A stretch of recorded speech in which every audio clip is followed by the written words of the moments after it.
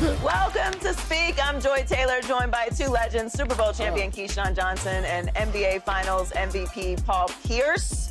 How are you feeling today, Paul? You covered a lot of ground yesterday. Yeah, tired. I need one of them Thai bud massages. Thai, where I can get the massages at, Thai? Man, wow, Manhattan Beach. Hermosa. You did a lot yesterday. Oh, man. Beverly Hills. Man, the hard part Were you on was going... FaceTime here? We were waiting for you to come through the studio gate. You just taking a break? No, I was talking to the fans out front. To the reporters? Yeah. Well, that's good. TMZ, Paul had a big day yesterday. He bet it all on his Celtics. And Today, tomorrow? We won't be doing that, Paul. Chill. Chill. We're not gonna. We tried to talk you out of it last time. Not really a impassioned performance from the Warriors last night. Do they have any chance without Steph, Keyshawn? Man, it's going to be slim. Have an opportunity to really watch them in the postseason without Steph this year. One game in, right? He gets hurt. Then all of a sudden, the second game, you get a chance to see him start the game without him and finish the game without him. And like you said, it just didn't look right. And there's a strong feeling that if he does not come back, then Minnesota might as well just punch their ticket to the next round. That's just the reality of it. He does so much for everybody, and Jimmy buckets included. I mean, like, Jimmy wasn't playoff Jimmy yesterday. And I think, you know, when you look at the way that they played, it just was almost like they I don't want to say gave up, but like Paul likes to say, it felt like they got the one that they needed to get. And they got that one, and it was like, oh, okay, well, we're going to go home. So whatever happens in game two, let it happen. And I think that was sort of kind of the feel and the approach as I was watching the game. Yeah, I really don't see it. I mean, Steph is just too much. That's too much to lose. Yo, this is your franchise player. This is the engine that makes them go. This is the guy that can swing a series single-handedly, and he's going to be out for I don't know how long. If he's out the rest of the series, I just don't see it. Jimmy Buckets is a great player. Draymond is great. But the rest of these guys, who else can they depend on? They don't have guys that you can trust on a night-in, night-out basis that say, hey, I need this from you here. Buddy Hield, he's been pretty consistent as of late, but it's just I don't see the consistency coming from the other role guys, and for that reason, not having Steph's gravitational pull out there, because when he's out there, everybody's watching him, and, you know, guys get left open because of him. So when the focus now is on Jimmy and Draymond, and what Minnesota has going for them, I mean, Ant-Man didn't even play well, and they won how they won. So I just don't see it without Steph. They shot 28% from the three-point line, right? And obviously Steph isn't there, and he's a large chunk of what they do from behind the arc.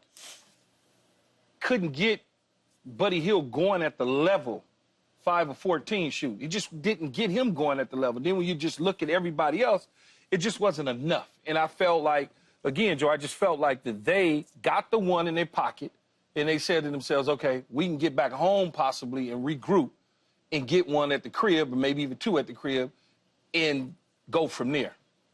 What did you call this series in? Oh, God, I don't remember. I said 6, I think. 6. But even though we on track, right? it don't look right. What? But did you not expect them to bounce back? I did expect for him to bounce back. I mean, I you have little faith. but I expected Golden State to look better, even though Minnesota would bounce back. I mean, you had Warriors in 6. Yeah, it was 6. So you're still on track. I'm on track. The Timberwolves were going to have to win some games for that to be that but prediction without to be Steph, correct. it feels like they're going to win those games. Yeah, I agree. Well, do you think Steph is going to come back, though? Dr. Paul? Well, Dr. Paul, of course. But you have had this injury before. I've had a strained hamstring, yes. And you got to understand how much running Steph does on the court. Nobody runs as much as Steph on the court. If you had to track how far he runs in a game, he's probably running like 5 to 10 miles. So that's going to be tough, because a hamstring is something you really can't really judge it or put a timetable on it. It's just a feeling. And, you know, it's a scary thing, because you could just overstretch it at any moment and it could pop. You know, so usually you don't take chances with an injury like this. I can see him being out a couple weeks if the Warriors can extend it to a Game 7. If it goes 7, I can possibly see them coming back. So, I mean, if it goes to 6, it would be 12 days off. 12 days.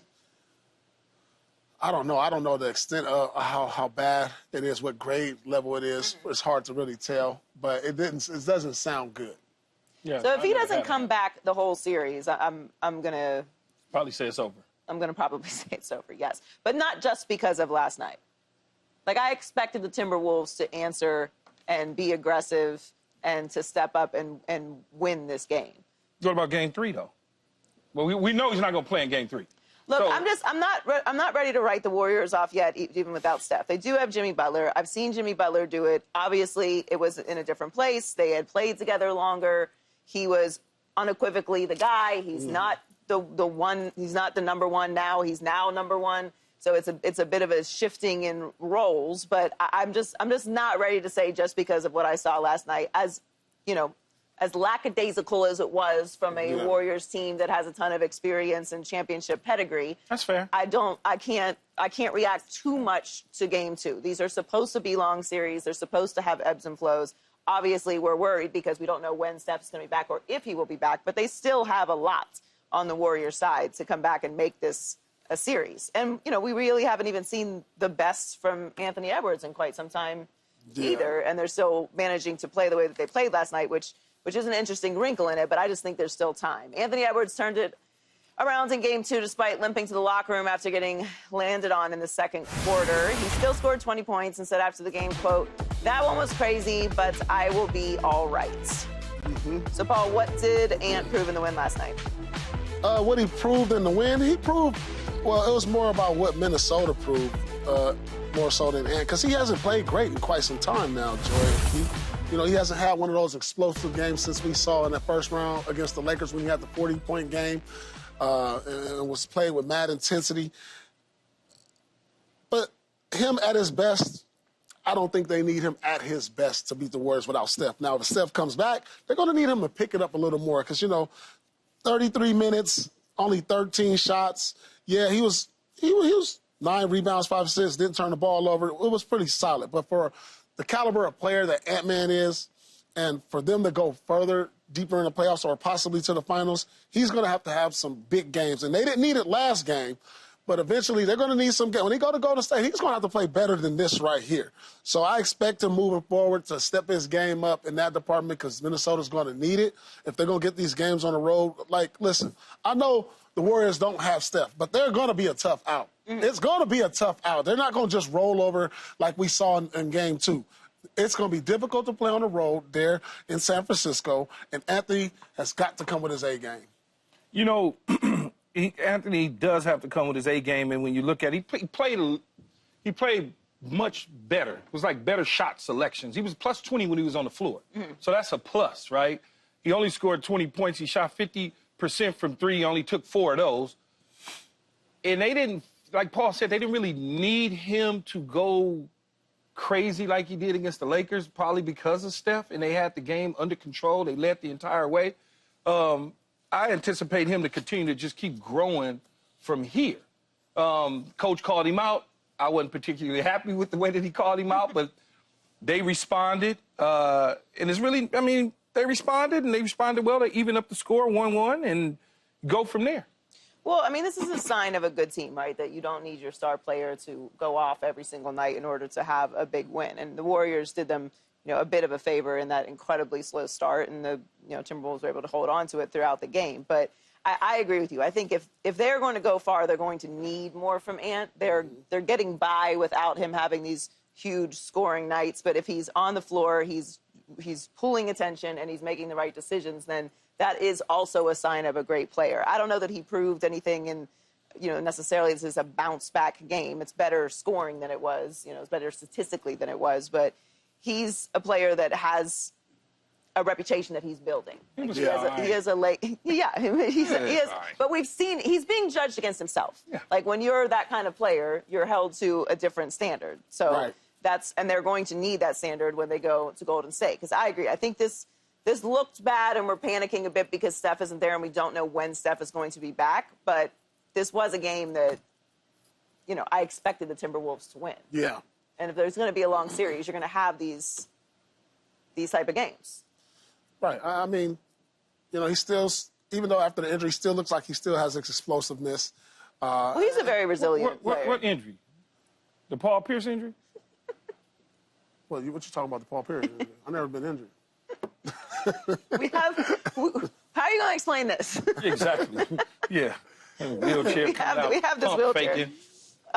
Even what were you saying, Bunny? No, but man, listen, I love what he's doing. Well, what he's doing though, and I get it, and I said this about him before. He played pretty good last game, but he giving the game. Oh yeah, the comeback game. Come on, man. Comeback game right here. Nothing wrong with you. Yeah, it was. Ridiculous. But you see the bounce though. Hey,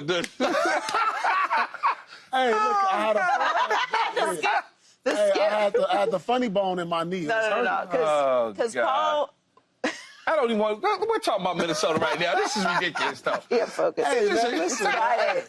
We're doing our best, guys. That will be forever remembered in Celtic lure. Come on now. You playing that the night before, you and KG? Man, go with that. But no, Anthony understands what to give the game. Yeah. Even though he didn't score big, he understood he didn't need to that game. Got other guys going. It was good to see. This is the thing that's going this is the thing Minnesota has that's going to separate them from Golden State is their bench production. Like Golden State got some production out of Kuminga, and we've been waiting for that sighting. He's going to have to play an important part. If Golden State want any chance at winning this series or at least extending this series while Steph is out, Jonathan Kuminga's got to be the key guy. Like, I don't understand what's going on with him and Kerr. Why is he been put on the shelf? Like, come on, this is one of your more talented players. This is one of your most young, athletic players. He has to find some time, and I'm moving forward. I think he's going to start next game because I'm looking at Quentin Post only played 3 minutes, didn't give him nothing. So that's right there. You might as well go ahead and start Kuminga, go with a small lineup because it's not like Rudy Gobert is an offensive threat anyway. So go small and play athletic, and maybe he gives you a fighting chance because without Steph, I'm not so sure. So if you go small, do you take Jimmy Butler and put him on? Rudy Gobert. So you're going to put him on Gobert versus Julius Randle? Yes, I want my physical player in Draymond on Randle, who can be strong with him. Butler can guard Gobert, because it's not like they coming down. Ain't doing that. Yeah, they're not going to come down and toss it to him in the post and say, go to work. But that's what I'm saying. That seems like a wasted body, though. Like, I would prefer to have him. They're going to make Minnesota make they're going to make Minnesota make the adjustments if they do that. To put Butler on Gobert. Yes. See, I don't like him on. It seemed like he should be on Julius Randle, though. Who, Butler? Yeah. I mean, they're gonna switch and mismatch all of that because they all pretty similar-sized guys. Buddy Hield's been spending a lot of time on Anthony Edwards, I noticed, too. But Buddy Hield on Anthony Edwards, I'm fine with that. Yeah. So do you take Buddy Hield, keep him on Anthony Edwards, you switch between Draymond and Jimmy Butler on Julius Randle, you let Rudy Gobert cancel himself out. Yeah. No, I'm just saying. You just let him cancel himself out. Yeah. Yeah. Duh, right? What are them dudes? They'll make some adjustments, and we'll see what happens in Game 3. Subscribe here to get the latest from Speak, and go watch a few segments from our other shows on FS1.